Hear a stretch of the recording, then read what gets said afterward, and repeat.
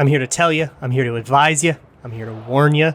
Do not take the Lions for granted. Don't take anybody for granted. Let me explain myself here today on the Locked On Vikings podcast.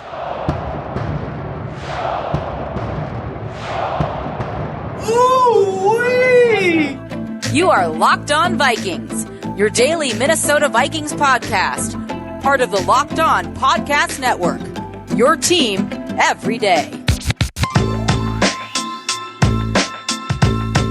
What's going on, everybody? Welcome to the Locked On Vikings podcast, part of the Locked On Podcast Network, your team every day. As always, I'm your host, your pal, and the kid you copied off in math class. My name is Luke Braun, and thank you so much for making the Locked On Vikings podcast your first listen of the day, every single day.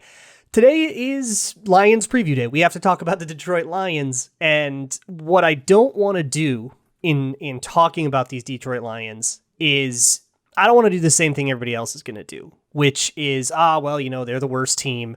And if they're the worst team and you lose to them, that makes you the worst team. And if you're the worst team, look at the pressure that puts in. And does that put in the hot seat and blah, blah, blah. I don't want to talk about, what happens if you lose. I want to talk about what would happen to lead you to lose. I want to preview the game, not the effects of the game if it lands in this possible way or that possible way. You can probably get that anywhere. But I want to talk about the Lions themselves. Not all bad teams are created equal. Not all bad teams have the same strengths and weaknesses, and we can kind of, I think it's good to identify what the Lions' weaknesses are, numerous as they may be. It's good to kind of list them out and see, okay, how would I attack this team if I were game planning to beat the Lions? How would I ensure that you don't blow this one? So we'll talk about that both on the offense and the defense, do a little injury report, and then of course we've got your bold predictions.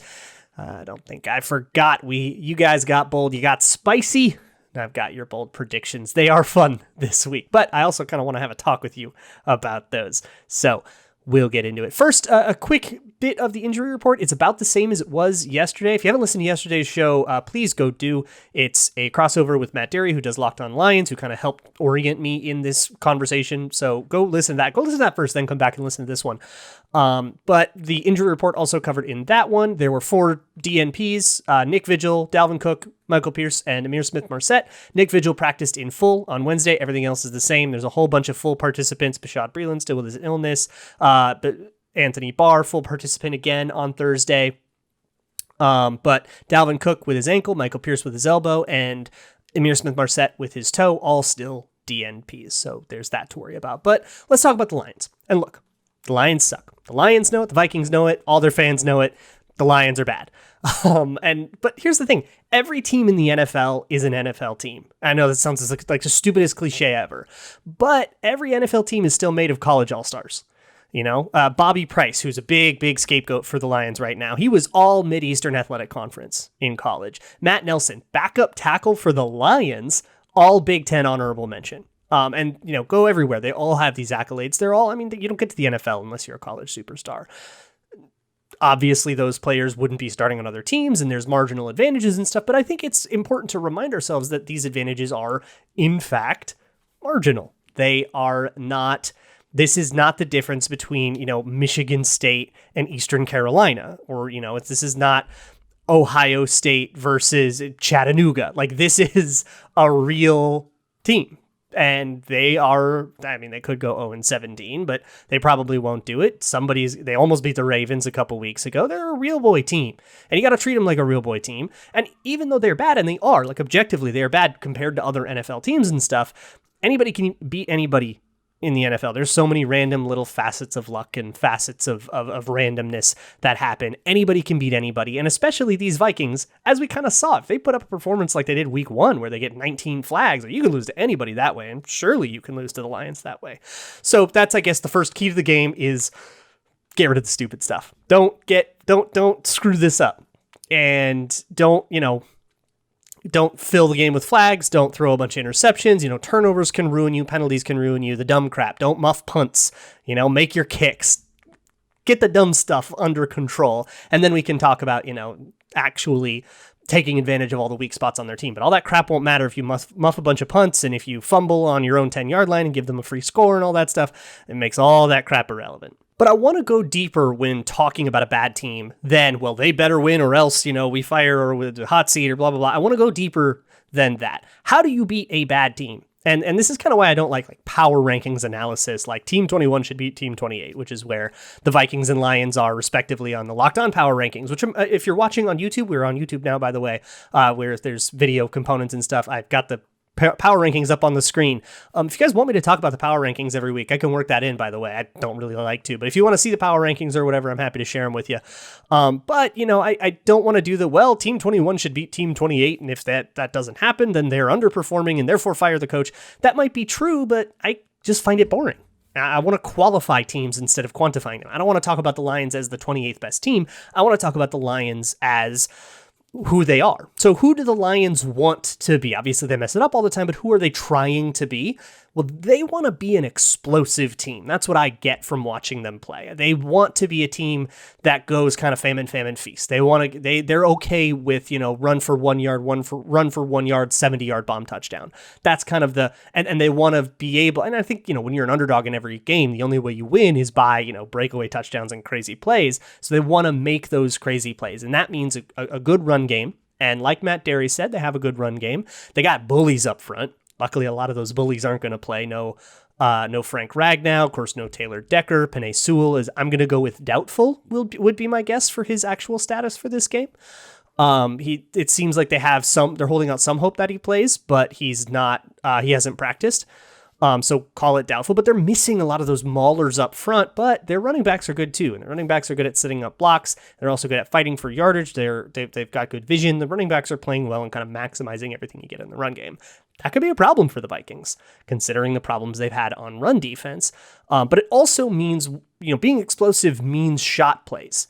And the problem with those shot plays comes down to their quarterback. So let's talk about Jared Goff. I think his accuracy's fine. It's not good, but I think it's reasonable, and he works the pocket well.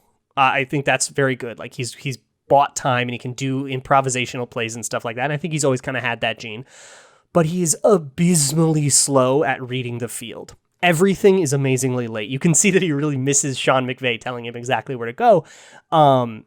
Everything is crazy late. And I actually know that Anthony Lynn, I think they said it on one of the broadcasts of a recent Lions game, that Anthony Lynn is kind of doing the same thing that McVay did, where he's like in his ear and kind of telling him all these things, even up to the line of scrimmage. But he's no Sean McVay, So everything is amazingly late. He just reads the field very slowly, goes through his progressions very slowly. And the way you exploit that, and any exploit basically boils down to, how do I ensure that I win against what he's good at and that I lose to what he's bad at? You can't win against everything. If you could, defensive coordinators would probably kill to get a strategy that wins against everything. So you have to kind of say, okay, what is he good at? And I'll make sure I do a strategy that wins against that. What is he bad at? And I'll do a strategy that leaves that by the wayside. So if you're suddenly good at the thing you've always been bad at, sure, you got me, you win, but that's going to be the least likely scenario. So that's the one I'm going to play into. And I think what the Lions are bad at is timing and consistency.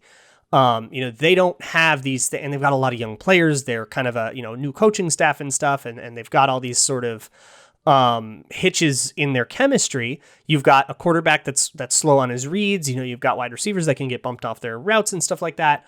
So if you can make them be a timing West Coast death by 1,000 cuts kind of team, if you can give up 5 yards a play, because they are not good enough to get that 5 yards every single play. They're going to mess it up eventually. That's going to put them behind the chains, and then you can kind of attack from there. So for me, the way to do that is off coverage or press bail coverage. That means, give the wide receivers a lot of cushion. They got some deep threat wide receivers like Quintez Cephas and Khalif Raymond. I respect that speed. I say play off. And that's actually kind of plays really well into who the Vikings have. Patrick Peterson, if he's got a speed issue, will play off, and you can kind of solve that anyways. And Bashaud Breeland, my whole critique of him is that he plays too soft, but maybe that works out this time. So we'll take that and then let them run slants and timing stuff and sticks, and just let them run anything they want in front of you. As long as you rally and tackle, they just won't ever get enough yards to have like a sustainable offense out of that.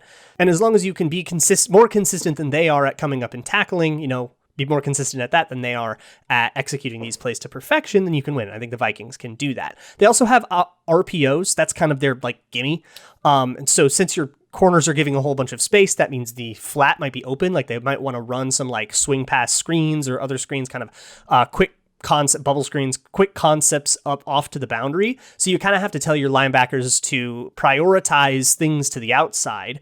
And in most RPO situations, that would invite a run up the middle. And then they can basically be the team that throws for 4 yards and runs up the middle all day. And you can say, all right, we can beat you mano a mano doing that because we've got more talent than you do. And I think that's the game plan that I would do against that offense. I want to talk about this. Look, the Vikings are 9-point favorites. And I think that's appropriate, but it's far from a sure thing. But hey, if you want to bet that, maybe you don't think the Vikings cover. Maybe you think they disappoint. Maybe you think this is the blow-up game and Zimmer finally gets fired. Well, you can go to betonline.ag. You can bet Lions +9, and you can bet Mike Zimmer to be the first coach to be fired, which is, I think, like +350 right now. Like, you make pretty good money, even though I think he's second or third in those odds. So go check that out. Betonline.ag is your one-stop shop for all news, props, and odds. Just head on over to betonline.ag, sign up if you haven't already, and enter promo code LOCKEDON, LOCKEDON. That's all one word, and you can get a 50% welcome bonus. That means whatever you put in for your first deposit, BetOnline will take half of that and slap that much money on top in free play money. It's free gambling money, so head on over to betonline.ag where the game starts. So the Lions defense has a host of issues, and I think a lot of them are personnel-based. They are missing Romeo Okwara. He's on IR. So he won't play in this game, and they would like design a lot of their fronts around getting Romeo Okwara one-on-ones. And so he's clearly like a centerpiece to their defense that they are now missing. And he's a scary player. He's a good player. They've got no Jeff Okudah. As much as he was struggling, he's better than Bobby Price, who is kind of a scapegoat here. Their corners are very gullible, is the way that I would put them. And I mean, look, no Jamie Collins, and it's not like Jamie Collins was doing that great for them anyways. Alex Anzalone is struggling. It is a decimated defense. And I think gullible is a good word to put it. Kind of every fake, every little deception, every little thing gets you where you want it to get them. You know, you can put them with deception where you want them. If you want to run jet motion across, they will go with it. If you want to fake a release to the outside before actually releasing inside, they will give you that step. They just don't have the veteran experience and savvy to stand up to those things. And so that's really good for a guy like Justin Jefferson, who is a very deceptive route runner. And I mean, route running is all deception. So good route running is deceptive route running. Those are just interchangeable terms.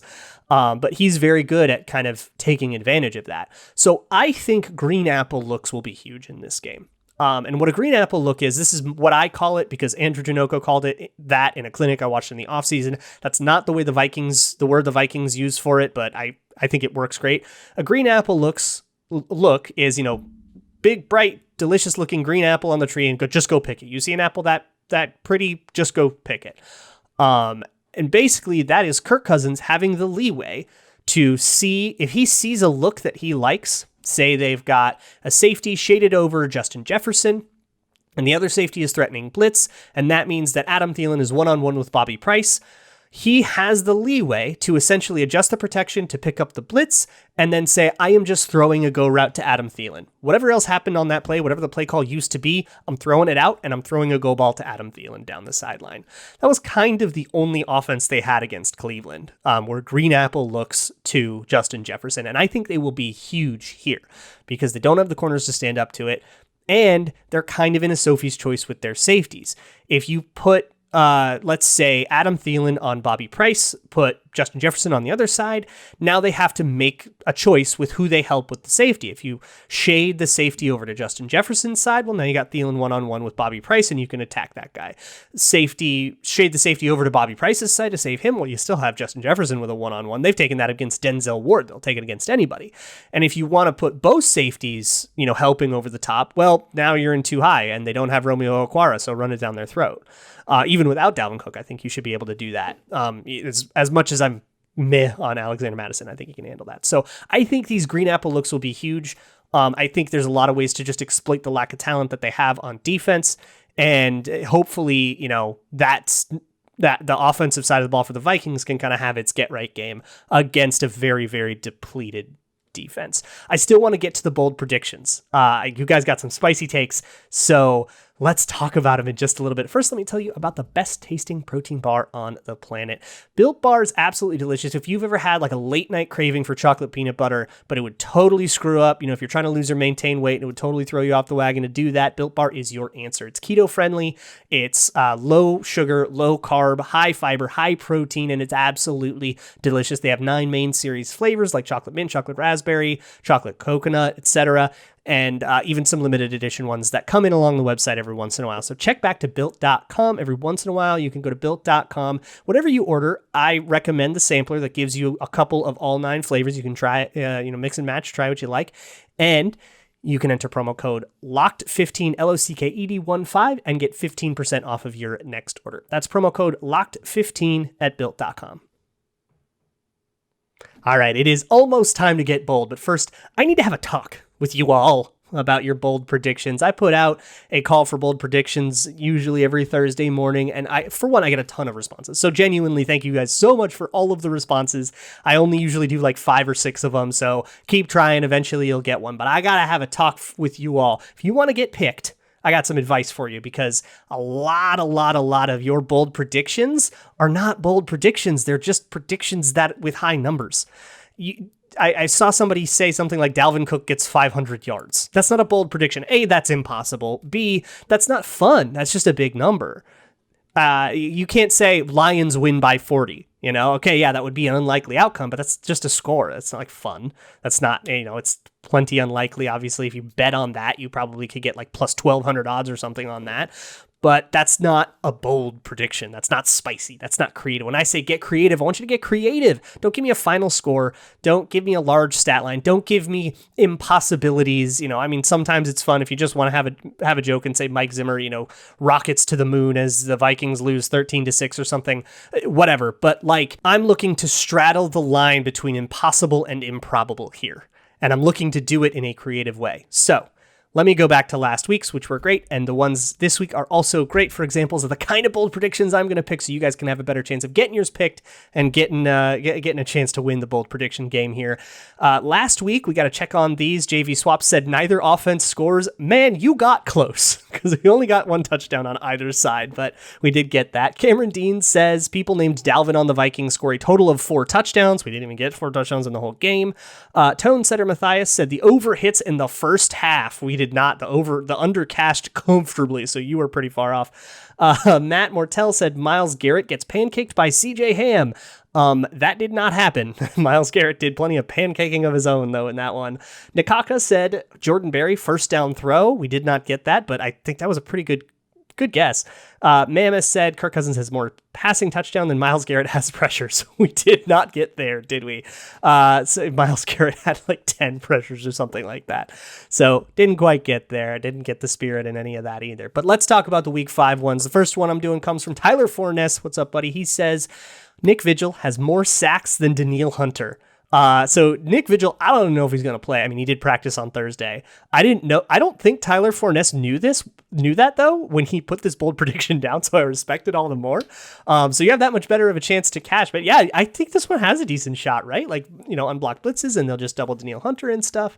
So there's a shot, right? Stezo says Rashad Hill. So I had to make funny. Of course, Rashad Hill gives up the least pressures of all starting O linemen. I am going to put in the caveat that he has to start, right? Because there's a chance that they're just lying to us and Christian Darrisaw comes in. But by the way, Mike Zimmer did say Christian Darrisaw not in playing shape yet. So he probably won't come in.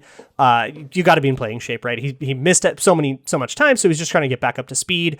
It kind of sounds like he's going to be in after the bye, which means this game, next game, and then he comes in after the bye, and that's plenty of time to get back up to playing shape. But when you're doing, injury rehab, you're not doing as much cardio, you're not doing as much of this or that, so you have to kind of get back into the shape of being able to do play after play after play on offensive line. It's a different kind of conditioning. Chuck Aoki, world famous Paralympian, says Amir Abdullah leads the team in rushing yards and receiving. I love that. Probably requires Dalvin Cook to not play, which is reasonably likely. He hasn't practiced with an ankle injury, but he didn't practice all last week either. And he also said that he is going to play. I don't know if I believe him, but he seemed adamant. And receiving is also kind of funny. I don't know. You could get like one screen that goes for like 35 yards and then the ball gets spread around, or it's one of those like high rush games or something like that. And Madison gets hurt and Dalvin doesn't play. And so it's all Amir Abdullah or something. Like there's a world where this happens. I think that game is hideous, but yeah, this game could be hideous. TMT 1496 said Kirk Cousins finishes the game with 2 tackles. I love this one because obviously it needs to be turnovers, right? Probably interceptions, could be fumbles, but it also requires, you throw the interception, it requires that interception to get returned so that Kirk Cousins gets the tackle and makes the tackle. So there's a lot of really, really funny things that need to happen, and it needs to happen twice. I'm in love with it. That's creative. That is fun. It's unlikely, but it's fun. It's out of the box. Coach Simon says 3 touchdown parlay. CJ Ham, Dede Westbrook, and Ben Ellefson all score this week. CJ Ham loves to score touchdowns against the Lions. They get him. The Lions, again, Lions are gullible, and a lot of the CJ Ham touchdowns come on some tricksy stuff, some kind of faked split zone motion and stuff like that. Give me a Dede Westbrook punt return touchdown. That could cash on this. And of course, Ben Ellefson can score in much the same way CJ Ham can, with some tricksiness, something that looks like a run play, and then a guy, tight end leaks out and is wide open in the end zone, goal line touchdown stuff. And the last one comes from Zach Walters, who says Greg Joseph misses as many field goals as Tyler Conklin has catches. Again, in love with it, because this can cash in so many different ways. So many different kinds of games, right? Greg Joseph could miss 0 field goals, and Tyler Conklin could just have a catchless game. Maybe they keep him in to block a lot because of the offensive line struggles, and, he doesn't get any catches. That's totally a plausible thing. You could have, Tyler Conklin catch 2 passes, and Greg Joseph missing 2 kicks. I'm going to say kicks, too. I'm going to throw extra points in on this as well, just because I think it's more, if he misses an extra point, it still feels the same, so it feels like more in spirit. It's just kicks in general. So I don't know if that screws up your mojo with it, but I'm going to do it to you. So Greg Joseph misses as many kicks as Tyler. I'm going to change it right now on my notes so that I'm going to gaslight myself. I'm going to totally forget that you said field goals and I changed it to kicks. So if you have, you could have 3 field goals, 3 catches, right? And that's a much different game than the 0-0 one.